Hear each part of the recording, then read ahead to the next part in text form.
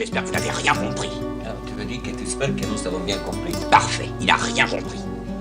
Mais c'est parce que vous avez compris que vous n'avez rien compris, que vous allez rester au-dessus de cette confusion et gagner beaucoup de fric. Notre spécialité, toujours d'après moi, ce serait d'être les spécialistes de la clarté dans la confusion. Vous me suivez? Non, évidemment, c'est pas clair. Mais je vais être plus précis. Bon.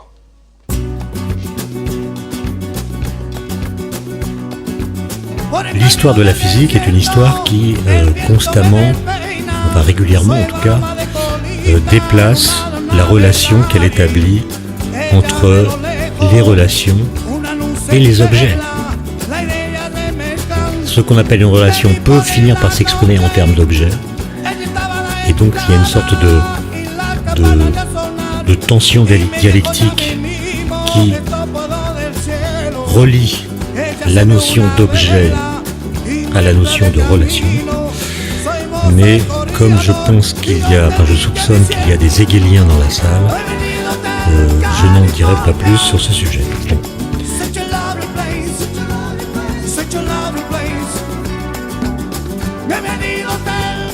Et donc, je serais partisan, un peu comme Bachelard d'ailleurs, qu'il existe une dialectique entre ce que nous savons du réel et notre façon de penser l'intelligence que nous avons de ce savoir. Donc je ne vais pas répéter la phrase parce qu'elle est compliquée. Je préfère lui laisser une sorte de flou artistique qui n'a rien de quantique, mais vous vous débrouillerez avec.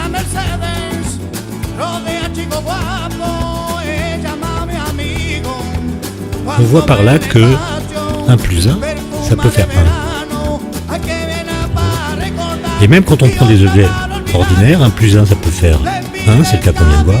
Ça peut faire 2 pour les bananes, pendant un certain temps. Ça peut faire 3, pour le premier exemple que j'ai cité. Et ça peut même faire 2,5 pour les grandes valeurs de 1. 1 plus 1 est égal à 2,5 quand 1 est grand. Personne ne réagit, c'est drôle. Bon.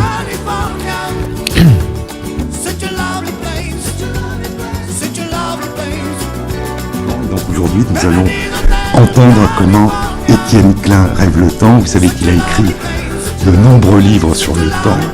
Le facteur temps ne sonne jamais 2 fois, les tactiques de Chronos, le dernier discours sur l'origine de l'univers, et un très beau livre qui n'est pas spécifiquement lié au temps, Anagramme renversante ou le sens caché du monde, qui est un très joli livre sur les anagrammes, sur les jeux de mots. Et je crois, c'est ce qu'il m'a dit, qu'il va nous parler des relations entre passé, présent et futur. Saint Augustin se demandait comment ces 2 temps, le passé et le futur, peuvent exister, puisque le passé n'est plus et que le futur n'est pas encore. Et le présent, disait-il, est le seul temps dans lequel nous pouvons vivre, mais ce présent apparaît et disparaît en permanence. Car le présent, s'il était toujours présent, disait-il, ne serait pas du temps, mais de l'éternité. Et Pascal Quignard, dans un de ses livres, dit quelque chose d'assez beau, que au mot présent, il faut préférer le mot de passant, et que le présent est le passant du temps, et que peut-être ce qui donne à ce passant du temps son énergie, c'est le passé, comme le courant dans un fleuve.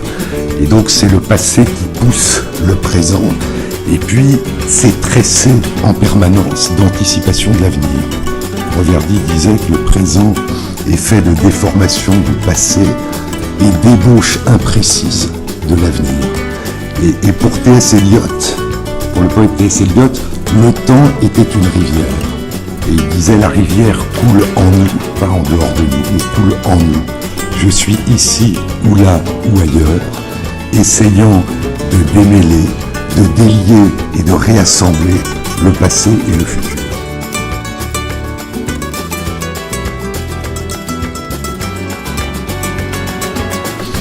Merci Jean-Claude. Bonsoir à tous. Bon, Jean-Claude Amaïsa est médecin et l'anagramme de son nom c'est le médecin au jean sale, et aujourd'hui il a un pantalon tout propre.